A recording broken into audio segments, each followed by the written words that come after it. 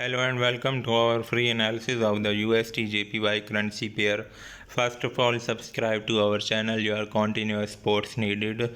Now take a look at the USDJPY currency pair. As all of you guys notice that if we draw the Fibonacci retracement on the latest wave of the market and market break this H4 trend channel, or you can say neckline, and come toward the Elliott wave level of 131.50 and make a pullback. And in the previous session that I told that market is holding below this H4, you can say trend line.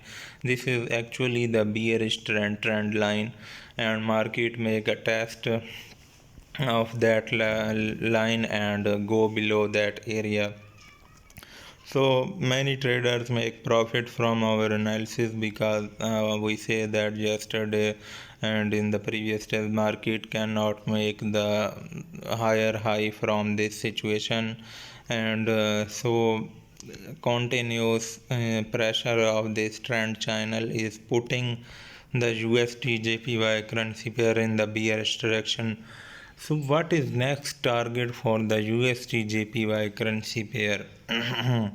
Hopefully the next target is almost at 131.50 for today, and the best entry for today is that you take the sell entry from the 133.70 area or 134 area.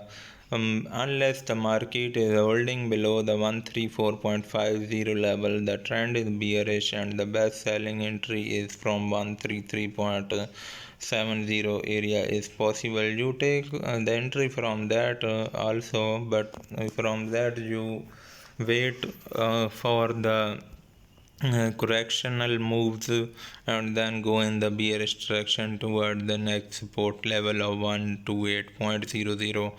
So hopefully you guys understand the market tactics and trading entry points, that is 134.50 or that level. These are the mentioned level from you can take the scalping entries also.